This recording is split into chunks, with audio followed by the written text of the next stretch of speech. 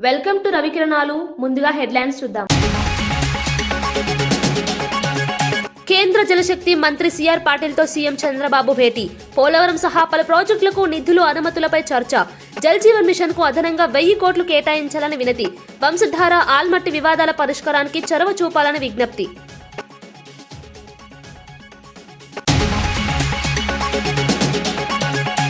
రాష్ట్రం నుంచి గ్రామ స్థాయి వరకు కమిటీలు వేస్తామన్న కేటీఆర్. యువకులు అనుభవజ్ఞుల సమన్వయంతో కమిటీలు ఏర్పాటు చేయాలన్న కేటీఆర్. పోరాటాలకు సిద్ధం చేసేలా పార్టీ కమిటీల పునర్నిర్మాణం చేస్తామన్న కేటీఆర్. కేసీఆర్ నిర్ణయంతో జనవరిలో బీఆర్ఎస్ కమిటీలు ఖరారు.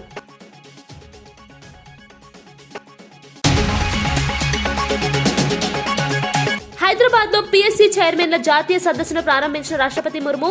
ఉద్యోగ అభ్యర్థుల నిజాయితీకి అత్యంత ప్రాధాన్యత ఇవ్వాలన్న రాష్ట్రపతి ద్రౌపది ముర్ము. నైపుణ్యం లేకపోయినా శిక్షణతో మెరుగుపరచవచ్చు, నిజాయితీ లోపిస్తే కష్టమని వ్యాఖ్యలు. అణగారిన వర్గాలకు సేవ చేయాలనే దృక్పథం అభ్యర్థుల్లో ఉండాలని సూచన.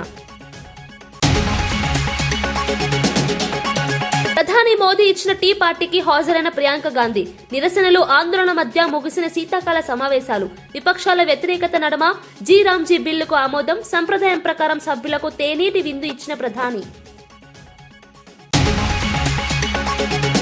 ఏపీ ముఖ్యమంత్రి చంద్రబాబు నాయుడు ఢిల్లీలో పర్యటిస్తూ కేంద్ర జలశక్తి శాఖ మంత్రి సిఆర్ పాటిల్ తో కీలక సమావేశం నిర్వహించారు. ఈ భేటీలో రాష్ట్రానికి సంబంధించిన జల వనరుల సమస్యలు, పెండింగ్ ప్రాజెక్టులపై చర్చ జరిగినట్లు సమాచారం. ముఖ్యంగా అంతర్రాష్ట్ర జల వివాదాలు, కేంద్ర అనుమతులు, అవసరమైన ప్రాజెక్టుల పురోగతిపై సీఎం చంద్రబాబు దృష్టి సారించారు. ఆంధ్రప్రదేశ్ కు న్యాయమైన నీటి వాటా దక్కేలా కేంద్ర సహకారం అందించాలని ఆయన కోరినట్లు తెలుస్తోంది. జల వనరుల అభివృద్ధి రాష్ట్ర వ్యవసాయం, పరిశ్రమలు, తాగునీటి అవసరాలకు ఎంతగానో ఉపయోగపడుతుందని చంద్రబాబు ఈ సందర్భంగా ప్రస్తావించారు. కేంద్రం, రాష్ట్రం మధ్య సమన్వయంతోనే జల సమస్యలకు శాశ్వత పరిష్కారం సాధ్యమని అభిప్రాయపడ్డారు. ఈ సమావేశం రాష్ట్రానికి కీలక ప్రాజెక్టులకు ఊతమివ్వనుందని రాజకీయ వర్గాలు భావిస్తున్నాయి.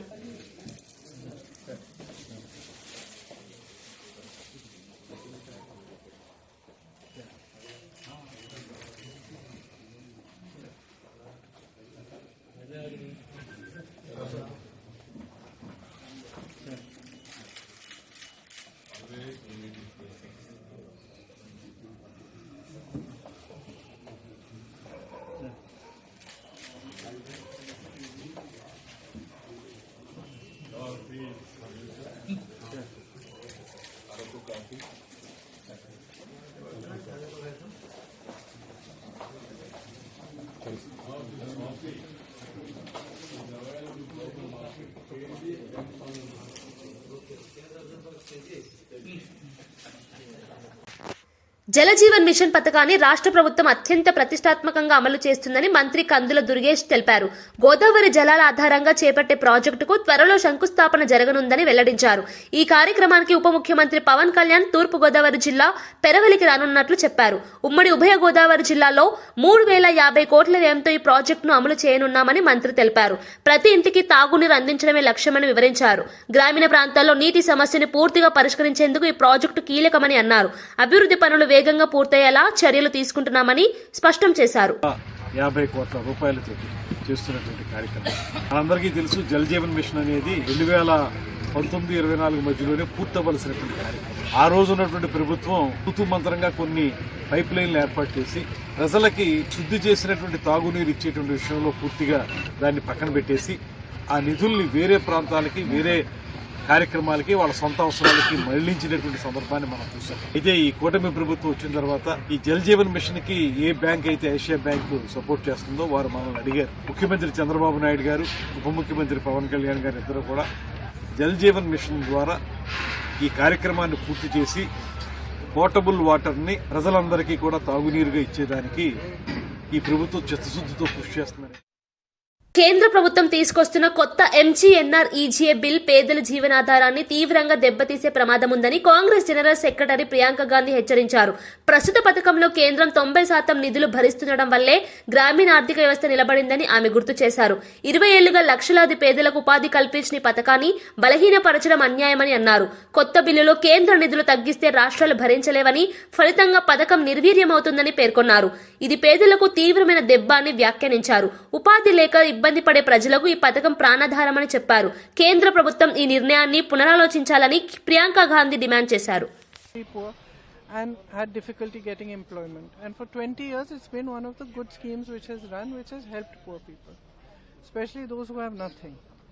Now, in this new formation, in the new form of the bill, when you cut down so much of the allocation from the center, and most of the allocation is, a lot of it is going to come from the states. Gurajala మాజీ MLA కాసు మహేష్ రెడ్డి కూటమి ప్రభుత్వ పాలనపై తీవ్ర వ్యాఖ్యలు చేశారు. అభివృద్ధి చేయడం చేతకాని వారు ఎమ్మెల్యేలైతే పాలన ఇలానే ఉంటుందని ఆయన విమర్శించారు. సాధారణంగా గ్రామాలు పట్టణాలుగా, పట్టణాలు నగరాలుగా అభివృద్ధి చెందాలని చెప్పారు. కానీ గురజాలలో మాత్రం పాలన పూర్తిగా రివర్స్ దిశలో సాగుతోందని ఆరోపించారు. కూటమి పాలనలో పట్టణాన్ని మళ్లీ గ్రామంగా మారుస్తున్నారని వ్యాఖ్యానించారు. అభివృద్ధి లేకపోతే రాజకీయ చైతన్యం కూడా క్షీణిస్తుందని ఆయన అన్నారు. మౌలిక సదుపాయాల కల్పనలో ప్రభుత్వం విఫలమైందని ఆరోపించారు. గురజాల ప్రజలు ఎదుర్కొంటున్న సమస్యలపై ప్రభుత్వం దృష్టి పెట్టాలని కోరారు. అభివృద్ధి పేరుతో హామీలిచ్చి అమలు చేయకపోవడం ప్రజలకు మోసమేనని కాసు మహేష్ రెడ్డి వ్యాఖ్యానించారు. సుమారు 15-17 కోట్లు, మరి దాచేపల్లికి 20-25 కోట్లతో శాంక్షన్ చేశాం. గురజాల్లో టెండర్లు పూర్తయినాయి, పనులు మొదలైనవి. కానీ 1.5 సంవత్సరాల నుంచి దాన్ని పట్టించుకున్న నాదులు లేడు. ఇలాగ అనేక కార్యక్రమాలు. కానీ ఈరోజు తెలుగుదేశం పార్టీ ఏం చేస్తుంది? ఒక అవగాహన లేని నాయకులు, తెలివి లేని నాయకులు, ఎమ్మెల్యేలు, మంత్రులు అయితే ఎలా ఉంటుందో ఈరోజు చూస్తున్నాం. జంగమేశ్వరపురాన్ని మళ్ళీ గ్రామం చేస్తారంట. అది ఏమన్నా గొప్ప? గ్రామాన్ని పట్టణమో నగరం చేస్తే గొప్ప. కానీ దానికి వాళ్ళు తెలుగుదేశం నాయకులు ఇంటింటికి పోయి జనాన్ని భయపెట్టడం, ప్రలోభాలు పెట్టడం అంటారు. గ్రామం చేస్తే ఇంటి పన్ను తగ్గిద్దంట. ఇదొక విడ్డూరం. లేదు, గ్రామం చేస్తే ఉపాధి హామీ పథకం. మీరు అధికారంలో ఉన్నారు, రాష్ట్ర ప్రభుత్వం మీ చేతిలో ఉంది, కేంద్ర ప్రభుత్వం మీ చేతిలో ఉంది. ఇంటి పన్ను తగ్గించడానికి పట్టణాన్ని గ్రామం చేయక్కర్లా, ఒక జీవో తెస్తే చాలు. ఇదిగో ఇంత ఇంటి పన్ను ఉంది, దాన్ని ఇంత మేరకు తగ్గిస్తున్నామంటే అయిపోతుంది కదా. దానికి ఇదంతా ఎందుకు? కేవలం రాజకీయ కోణంలో గురజాల మున్సిపాలిటీ గెలవలేమని ఈరోజు జంగమేశ్వరపురాన్ని తీసేస్తున్నారు. ఉపాధి హామీ కేంద్ర ప్రభుత్వంలో మీరున్నారు, మరి దాన్ని మీరే నగర పంచాయతీలకు వచ్చే 5 ఏళ్లు 10 ఏళ్లు ఉపాధి హామీ కొనసాగించాలంటే అయిపోతుంది.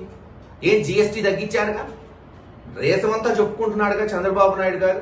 కూటమి ప్రభుత్వం తగ్గించింది, జీఎస్టీ 18% నుంచి 12%, 5%కి తీసుకొచ్చిందని. మరి అట్టే ఇంటి పన్ను తగ్గించచ్చుగా. దానికి గ్రామం చేయాల్సిన అవసరం ఏముంది? ఇది ఎట్టుందంటే, ఓ తండ్రికి పిల్లలుంటారు, కొడుకు అటెండర్ చదవాలా డాక్టర్ చదవాలా అని ఆలోచిస్తుంటే తండ్రి అటెండర్ చదవమన్నా అంటే ఎందుకు తెలుసా? అటెండర్ గా ఉంటే నెలకి 20,000 వచ్చింది, డాక్టర్ అయితే నెలకి 2 లక్షలు వచ్చింది. అటెండర్ అయితే నెలకి 20,000 వస్తే సంవత్సరానికి 2.5 లక్షలు వస్తుంది.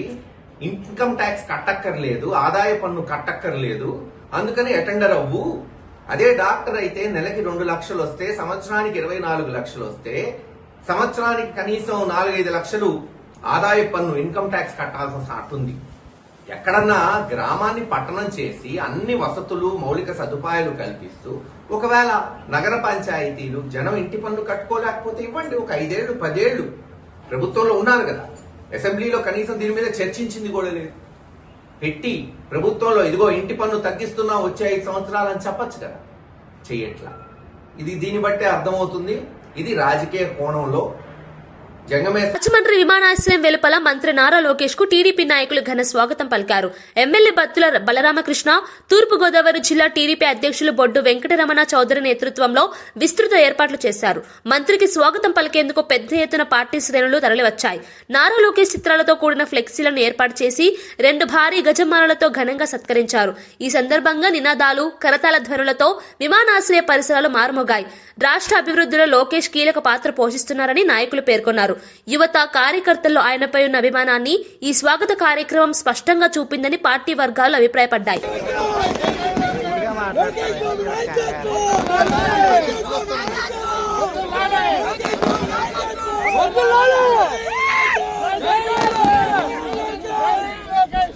విశాఖపట్నంలో మాజీ మంత్రి, state doctors wing president doctor Sidiri Appalaraju media సమావేశం నిర్వహించారు. ఈ సందర్భంగా రాష్ట్రంలో ప్రభుత్వ వైద్య వ్యవస్థ పరిస్థితిపై ఆయన తీవ్ర ఆందోళన వ్యక్తం చేశారు. ఆసుపత్రుల్లో మౌలిక సదుపాయాల లోపం, మందుల కొరత, వైద్య సిబ్బంది సమస్యలు రోజురోజుకు పెరుగుతున్నాయని చెప్పారు. గతంలో అమలు చేసిన ప్రజారోగ్య పథకాలను ప్రస్తుత ప్రభుత్వం పక్కన పెట్టిందని ఆరోపించారు. ఆ పార్లమెంట్ స్థాయి సంఘం వాళ్ళు కూడా మీ మాటలు వింటే అసహించుకుంటారు. అసలు మేము మాట చెప్పలేదు బాబు అని చెప్పి అంటారు వాళ్ళు కూడా. ఎక్కడ చెప్పలేదు అలా. ఎంత అన్యాయంగా మాట్లాడుతూ ఉన్నారు. అంటే మెయిన్ స్ట్రీమ్ మీడియా వాళ్ళు రాస్తున్నారు, పార్లమెంటరీ స్థాయి సంఘం ప్రైవేట్ని ఎంకరేజ్ చేయమంది, ప్రైవేట్ ముద్దు, ప్రభుత్వం గవర్నమెంట్ వద్దు అన్నట్టు మాట్లాడుతూ ఉంటే చాలా ఆవేదన కలుగుతూ ఉంటుంది. డబ్బులు లేవు, ఏం డబ్బులు లేకపోవడం? నిన్న మా జగన్ సార్ చెప్పినట్టు ఒక రోజు కూడా కాదు, ఒక గంట యోగా ఖర్చుకి 300 కోట్లు ఖర్చు పెట్టారండి మీరు. గంట.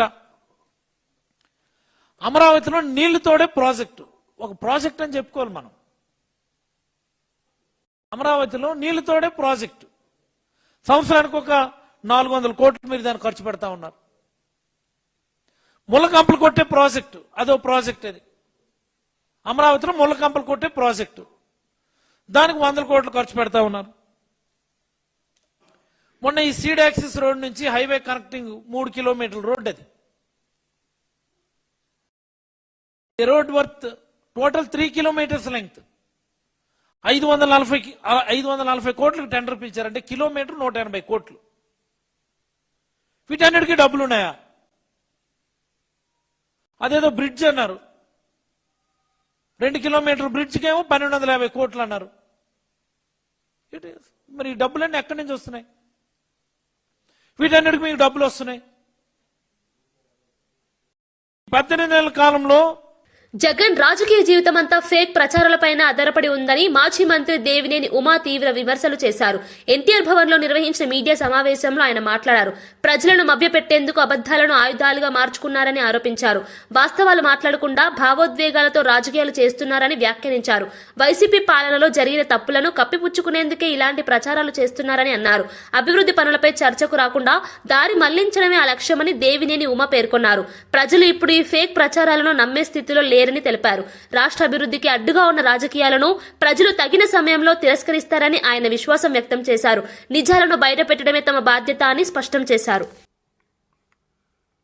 సర్జరీలు 7073 అయినాయి.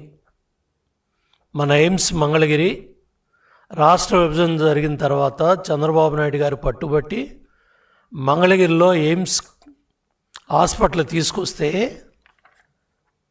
ఇవాళ వైసీపీ పరిపాలన 5 ఏళ్లలో 20 లక్షల మంది ఓపీ వచ్చారు. నీ 5 ఏళ్ల పరిపాలనలో మంచినీళ్ళు ఇవ్వటానికి చేతులు రాని జగన్ రెడ్డి సిగ్గుందా అని అడుగుతా ఉన్నా వైసీపీ నాయకులకి. సమాధానం చెప్పండి. 5 ఏళ్ల ముఖ్యమంత్రిగా మంచినీళ్ళు ఇవ్వటానికి ఎయిమ్స్కి నీ చేతులు రాలా.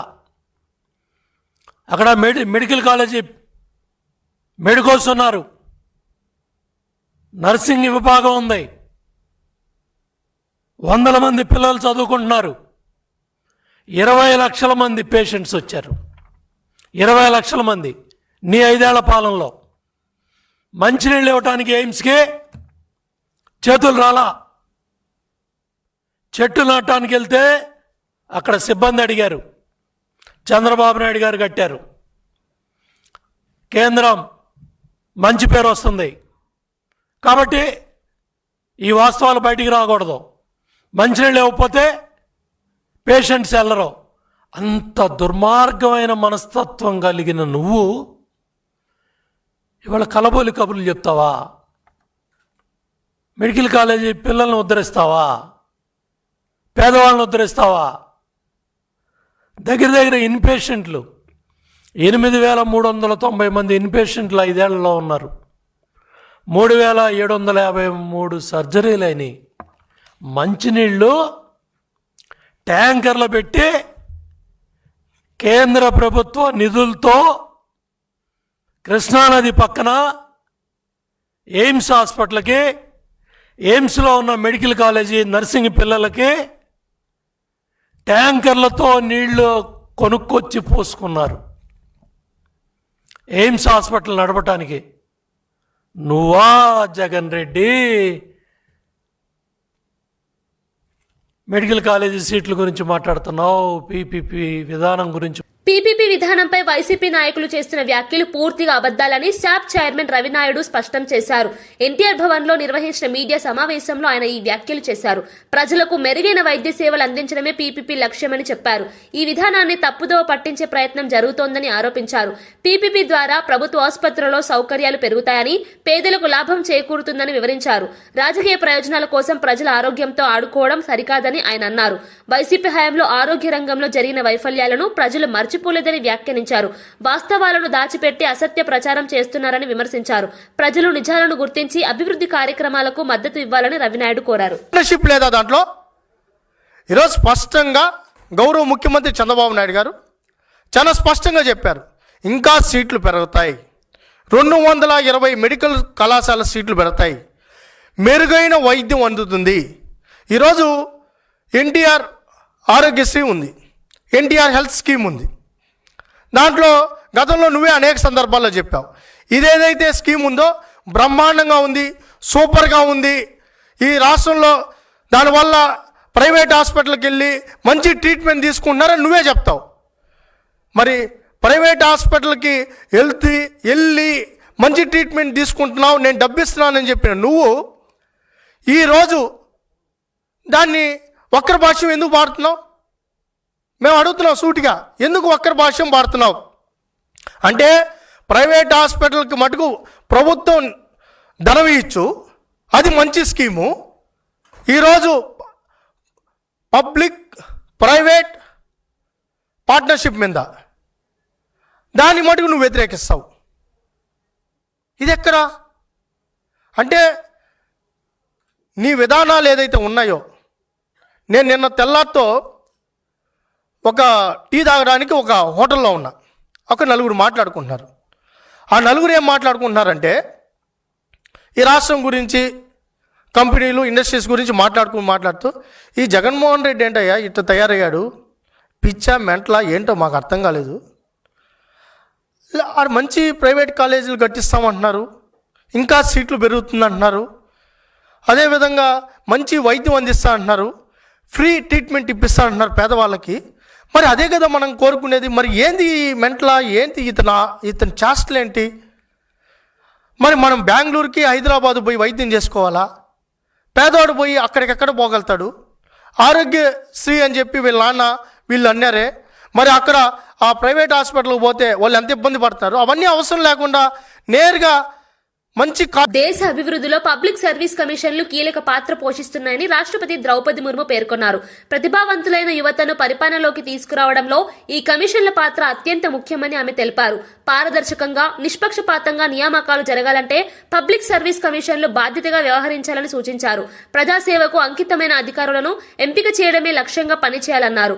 దేశ పరిపాలన వ్యవస్థ బలోపేతానికి ఈ సంస్థలు కీలక ఆధారమని వ్యాఖ్యానించారు. యువతలో నైతిక విలువలు, క్రమశిక్షణ పెంపొందించడంలో కూడా ఈ కమిషన్ల ప్రభావం ఉంటుందని చెప్పారు. రాజ్యాంగ విలువలకు అనుగుణంగా పనిచేయాల్సిన బాధ్యత పబ్లిక్ సర్వీస్ కమిషన్లపై ఉందని రాష్ట్రపతి స్పష్టం చేశారు. ప్రజల విశ్వాసాన్ని నిలబెట్టుకోవడం అత్యంత అవసరమని పేర్కొన్నారు. Set up on 1st October 1926. Later, in accordance with the provisions of the Government of India Act 1935, Federal Public Service Commission and Provincial Public Service Commissions were established. After we became a republic of January 26, 1950, the Union Public Service Commission and the State Public Service Commissions came into being.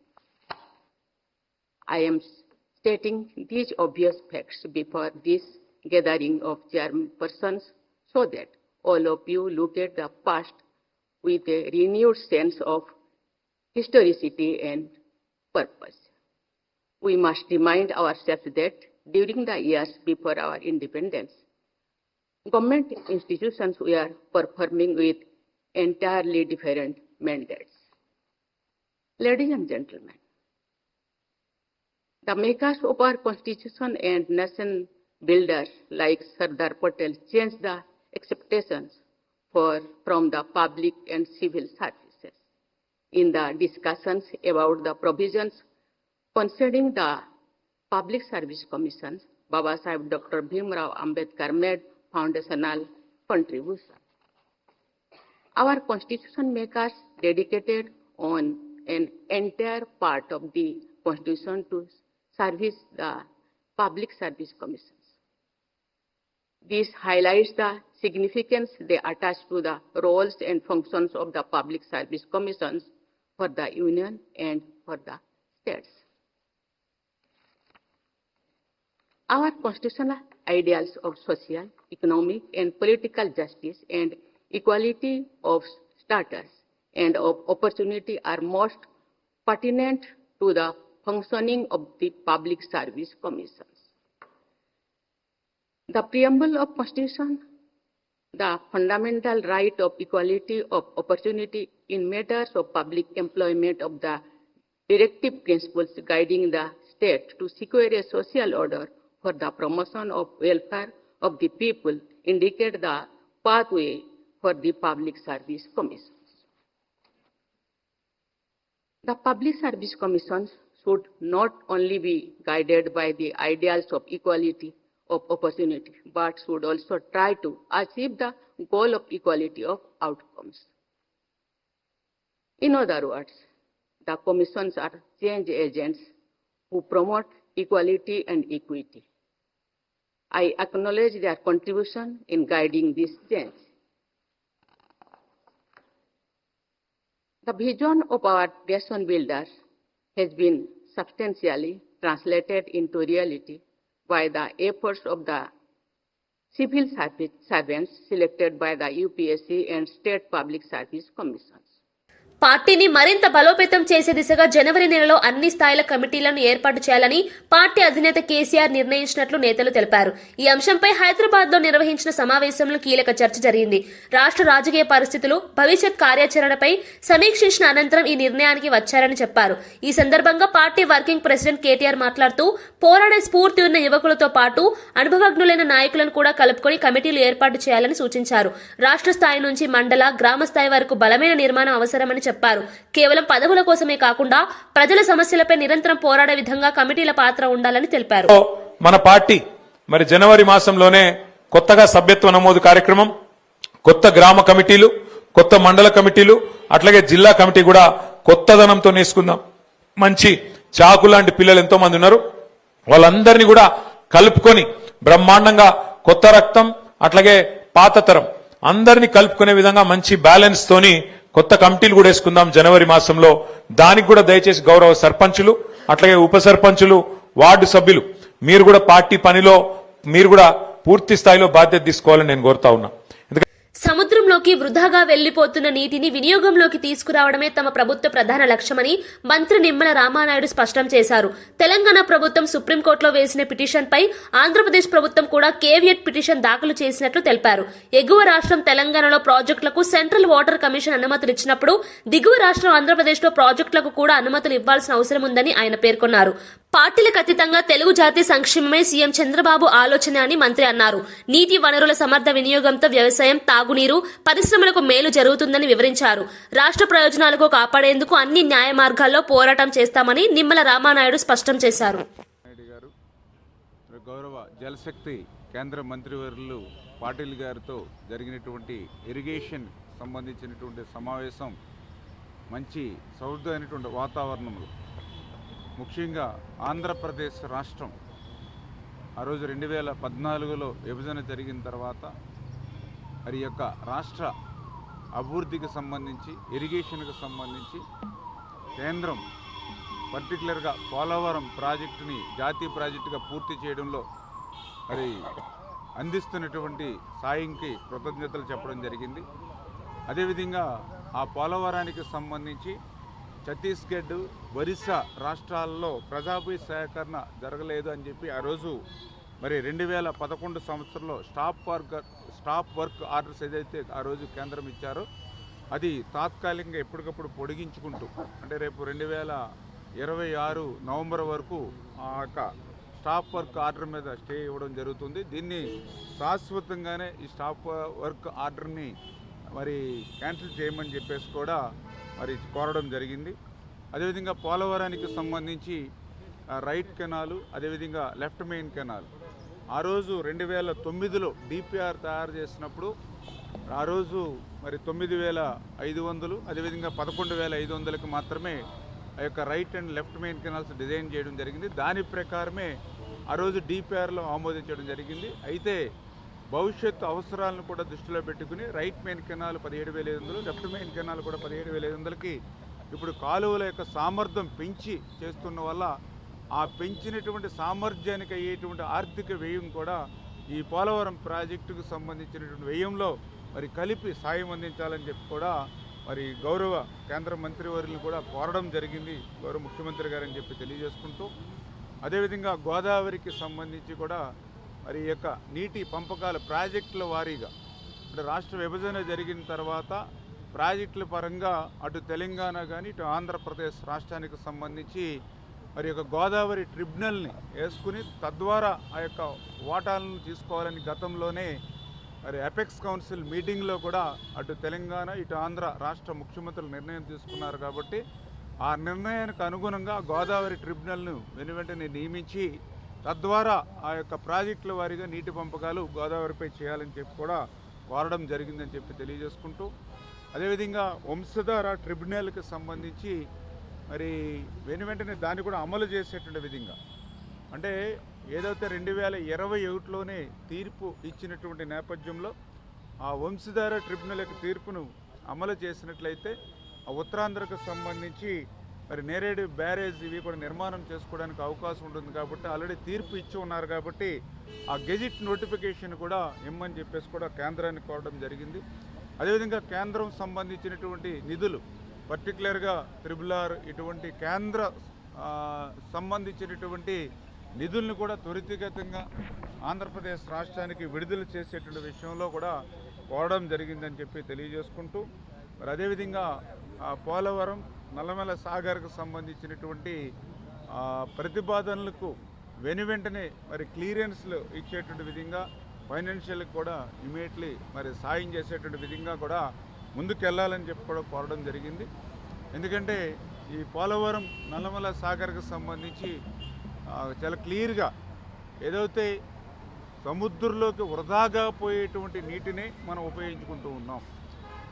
Andhra Pradesh అనేది దిగువ రాష్ట్రం అంచేత దిగువ రాష్ట్రంగా lower repairing స్టేట్గా సహజ న్యాయ సూత్రం ప్రకారం కూడా ఆ వరద జలాల్ని ఉపయోగించుకునేటువంటి అవకాశం ఆంధ్రప్రదేశ్ రాష్ట్రానికి ఉంటుంది.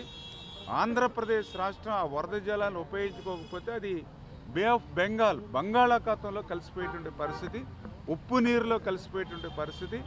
ప్రతి సంవత్సరం కూడా 3,000 టీఎంసీల నీరు గోదావరి వరద జలాలు సముద్రంలోకి కలిసిపోతూ ఉన్నటువంటి పరిస్థితి. లాస్ట్ 50 సంవత్సరాలు చూస్తే 1,53,989 టీఎంసీల నీరు ఇలా బంగాళాఖాతంలో కలిసిపోయినటువంటి పరిస్థితి. లాస్ట్ 10 ఇయర్స్ చూస్తే 34,500 టీఎంసీల నీరు బంగాళాఖాతంలో కలిసిపోయినటువంటి పరిస్థితి. అంటే పార్లమెంట్ శీతాకాల సమావేశాలు ముగియడంతో ఉభయ సభలు నిరవధికంగా వాయిదా పడ్డాయి. ఈ సందర్భంగా స్పీకర్ ఓం బిర్లా తన ఛాంబర్లో చాయ్ పే చర్చ కార్యక్రమాన్ని నిర్వహించారు. ఈ కార్యక్రమంలో ప్రధాని నరేంద్ర మోదీ, కాంగ్రెస్ ఎంపీ ప్రియాంక గాంధీ ఒకే చోట కలుసుకుని సరదాగా ముచ్చటించుకున్నారు. కేంద్ర మంత్రి రాజ్నాథ్ సింగ్, రామ్మోహన్ నాయుడు కూడా ఈ సమావేశంలో పాల్గొన్నారు. సభలో తరచూ విమర్శలు, ప్రతి విమర్శలు చేసుకునే నేతలు ఇలా స్నేహపూర్వకంగా మెలగడం రాజకీయ వర్గాల్లో ఆసక్తి రేపింది. రాజకీయ భిన్నాభిప్రాయాలు ఉన్న వ్యక్తిగత సంబంధాలు వేరని ఈ దృశ్యం చాటి చెప్పిందని విశ్లేషకులు అభిప్రాయపడ్డారు. ఈ భేటీ పార్లమెంటరీ సంప్రదాయపై రిపీట్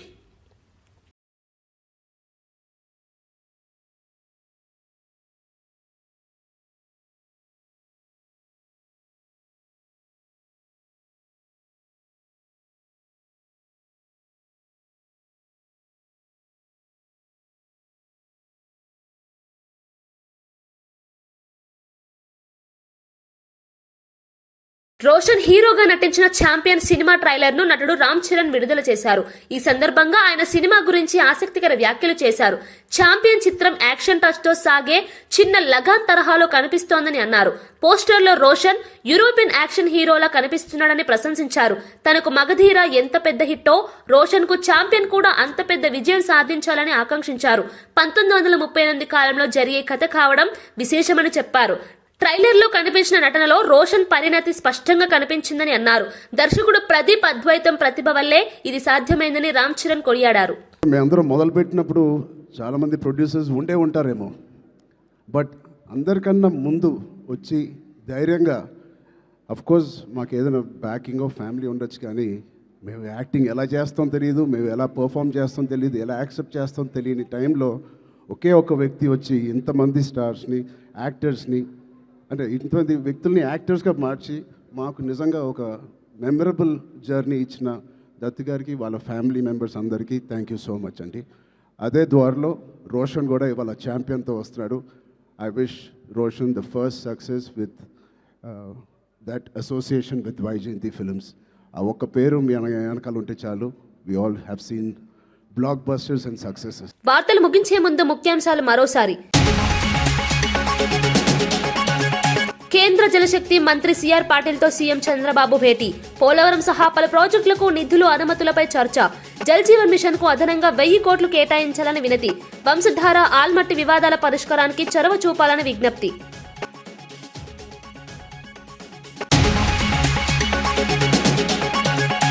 రాష్ట్రం నుంచి గ్రామ స్థాయి వరకు కమిటీలు వేస్తామన్న కేటీఆర్. యువకులు, అనుభవజ్ఞుల సమన్వయంతో కమిటీలు ఏర్పాటు చేయాలన్న కేటీఆర్. పోరాటాలకు సిద్ధం చేసేలా పార్టీ కమిటీల పునర్నిర్మాణం చేస్తామన్న కేటీఆర్. కేసీఆర్ నిర్ణయంతో జనవరిలో బీఆర్ఎస్ కమిటీలు ఖరారు.